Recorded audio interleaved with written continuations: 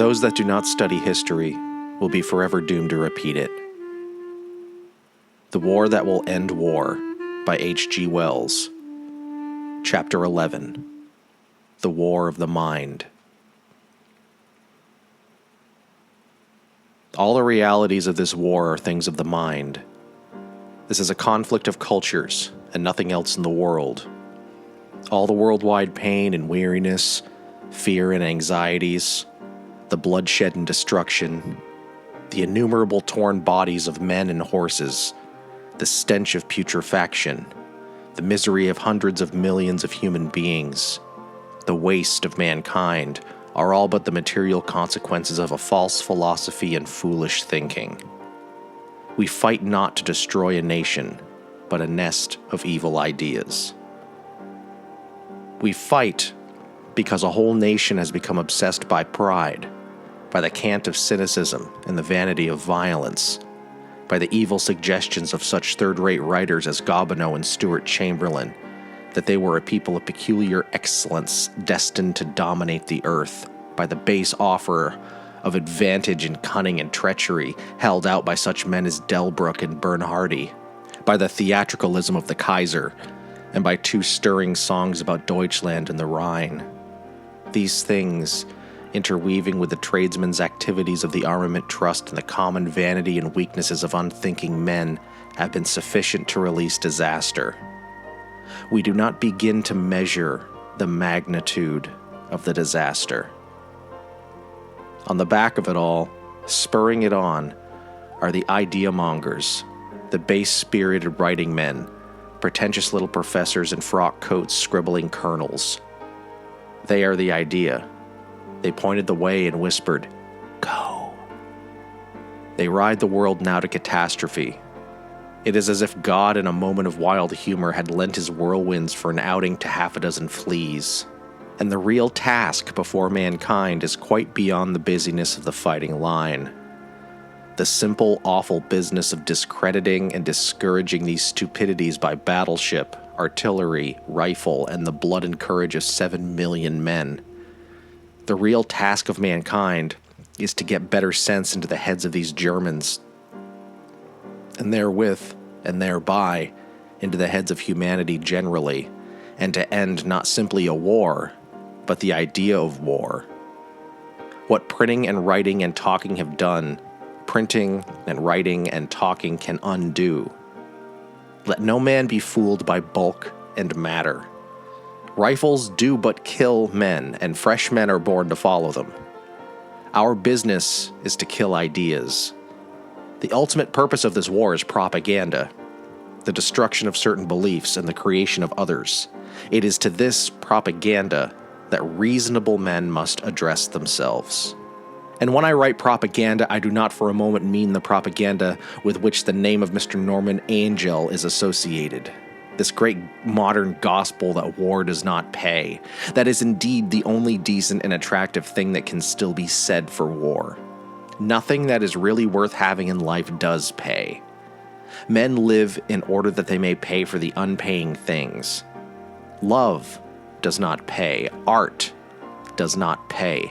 Happiness does not pay. Honesty is not the best policy. Generosity invites the ingratitude of the mean. What is the good of this huckster's argument? It revolts all honorable men. But war, whether it pays or not, is an atrociously ugly thing. Cruel, destroying countless beauties. Who cares whether war pays or does not pay, when one thinks of some obstinate Belgian peasant woman being interrogated and shot by a hectoring German officer, or the weakly whimpering mess of some poor hovel with little children in it struck by a shell? Even if war paid 12.5% per annum forever on every pound it costs to wage, would it be any less a sickening abomination to every decent soul? And moreover, it is a bore. It is an undurable bore. War and the preparation for war The taxes, the drilling, the interference with every free activity, the arrest and stiffening up of life, the obedience to third-rate people in uniform, of which Berlin-struck Germans have been the implacable exponents, have become an unbearable nuisance to all humanity. Neither Belgium nor France nor Britain is fighting now for glory or advantage. I do not believe Russia is doing so. We are all, I believe, fighting in a fury of resentment, because at least after years of waste and worry to prevent it, we have been obliged to do so. Our grievance is the grievance of every decent, life-loving German, of every German mother and sweetheart who watched her man go off under his incompetent leadership to hardship and mutilations and death. And our propaganda against the Prussian idea has to be no vile argument to the pocket, but an appeal to the common sense and common feeling of humanity. We have to clear the heads of the Germans and keep the heads of our own people clear about this war. Particularly, there is need to dissuade our people against the dream of profit flinching, the war against German trade. We have to reiterate over and over again that we fight, resolved that at the end, no nationality shall oppose any nationality or language again in Europe forever. And by way of illustration, we want not these ingenious arrangements of figures that touch the angel imagination, but photographs of the Kaiser in his glory at a review, and photographs of the long, unintelligent, sidelong face of the crown prince, his son, photographs of that great original Krupp taking his pleasure at Capri, and, to set beside these, photographs pitilessly showing men killed and horribly torn upon the battlefield, and men crippled, and women and men murdered, and homes burnt, and to the verge of indecency, all the peculiar filthiness of war. And the case that has to be stated has to be brought before the minds of the Germans, of Americans, of French people and English people, of Swedes and Russians and Italians as our common evil, which, though it be at the expense of several governments, we have to end. Now, how is this literature to spread? How are we to reach the common people of the Western European countries with these explanations, these assurances, these suggestions that are necessary for the proper ending of this war? I wish we could have a government capable of something more articulate than wait and see. A government that dared confess a national intention to tell all the world, for what a government says is inaudible to all the world. King George, too, has the ear of 1,000 million people. If he saw fit to say simply and clearly what it is we fight for and what we seek, his voice would be heard universally, through Germany, through all America. No other voice has such penetration. He has told us, watching the war with interest. But that is not enough. We could have guessed that, knowing his spirit. As a nation, we need expression that shall reach the other side. But our government is, I fear, one of those that obey necessity. It is only reluctantly creative. It rests, therefore, with us, who outside all formal government represents the national will and intention to take this work into our hands. By means of a propaganda of books, newspaper articles, leaflets, tracts in English, French, German, Dutch, Swedish, Norwegian, Italian, Chinese, and Japanese, we have to spread this idea, repeat this idea, and oppose upon this war the idea that this war must end war. We have to create a wide common conception of a remapped and pacified Europe, released from this abominable danger of a private trade in armaments, largely disarmed and pledged to mutual protection. This conception has sprung up in a number of minds, and there have been proposals at once most extraordinary and feasible for its realization, projects of airplanes scattering leaflets across Germany, of armies distributing tracts as they advance, of prisoners of war much afflicted by such literature. These ideas have the absurdity of novelty, but otherwise they are by no means absurd. They will strike many soldiers as being indecent, but the world is in revolt against the standards of soldiering. Never before has the world seen clearly, as it now sees clearly, the role of thought in the making of war. This new conception carries with it the corollary of an entirely new campaign. How can we get at the minds of our enemies? How can we make explanation more powerful than armies and fleets? failing an articulate voice at the head of our country, we must needs look for the resonating appeal we need in other quarters. We look to the church that takes for its purpose the name of the Prince of Peace. In England, except for the smallest, meekest protest against war, any sort of war, on the part of a handful of Quakers, Christianity is silent. Its universally present organization speaks no coherent counsels. Its works, for the most part, are buried in loyal manufacture of flannel garments and an inordinate quantity of bed socks for the wounded. It is an extraordinary thing to go now and look at one's parish church and note the pulpit, the orderly arrangement for the hearers, the proclamations on the doors, to sit a while on the stone wall about the graves and survey the comfortable vicarage, and to reflect that this is just the local representation of a universally present organization for the communication of ideas, that all over Europe there are such pulpits, such possibilities of gathering and saying, and that it gathers nothing and has nothing to say. Pacific patriotic sentiment it utters perhaps, but nothing that anyone can act upon, nothing to draw together, will, and make an end. It is strange to sit alive in the sunrise and realize that, and to think of how tragically that same realization came to another mind in Europe. Several things have happened during the last few weeks with the intensest symbolic quality. The murder of Juarez, for example, but surely nothing has occurred so wonderful and touched as the death of the Pope, that faithful, honest, simple old man. The war and the perplexity of the war darkened his last hours. Once the church could have stopped this thing, he said, with a sense of threads missed and controls that have slipped away. It may have been with a sense of vivifying help, discouraged and refused. The Tribuna tells a story that, if not true, is marvelously invented, of the Austrian representative coming to ask him for a blessing on the Austrian arms. He feigned not to hear, or perhaps did not hear.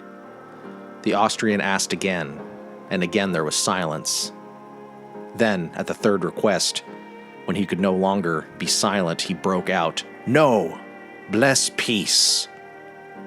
As the temperature of his weary body rose, his last clear moments were spent in attempt to word telegrams that should have had some arresting hold upon the gigantic crash that was coming.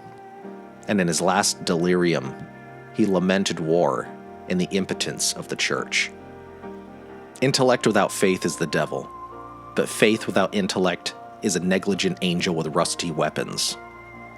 This European catastrophe is the tragedy of the weak through righteous Christian will. We begin to see that to be right and indolent, or right and scornfully silent, or right and abstinent from the conflict is to be wrong. Righteousness has need to be as clear and efficient, and to do things as seditiously in the right way as any evildoer.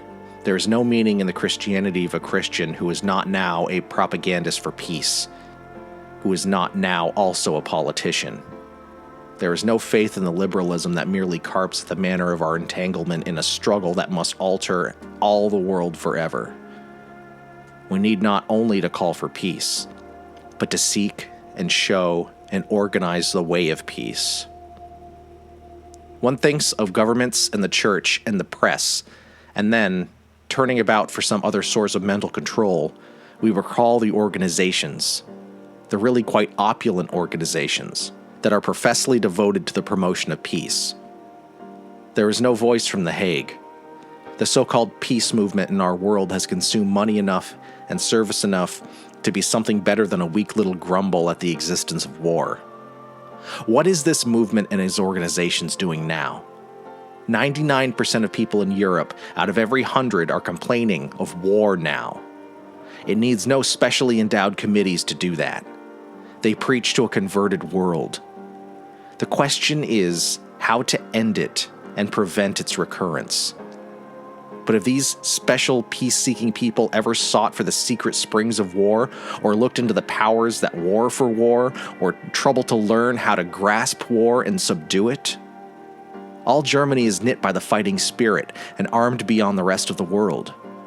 Until the mind of Germany is changed, there can be no safe place on earth. But that, it seems, does not trouble the professional peace advocacy if only he may cry peace and live somewhere in comfort with the comfortable sense of a superior descent from the general emotion. How are we to gather together the wills and the understanding of men for the tremendous necessity and opportunities of this time? Thought, speech, persuasion, an incessant appeal for clear intentions, clear statements for the dispelling of suspicion and the abandonment of secrecy and trickery. There is work for every man who writes or talks and has the slightest influence upon another creature. This monstrous conflict in Europe, the slaughtering, the famine, the confusion, the panic and hatred and lying pride, it is all of it real only in the darkness of the mind. At the coming of understanding, it will vanish as dreams vanish at awakening. But never will it vanish until understanding has come. It goes on only because we, who are voices, who suggest, who might elucidate and inspire, are ourselves such little scattered creatures that though we strain to the breaking point, we still have no strength to turn on the light that would save us.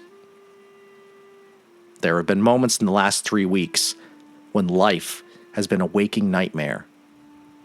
One of those frozen nightmares, when, with salvations within one's reach, one cannot move, and the voice dies in one's throat. The War That Will End War.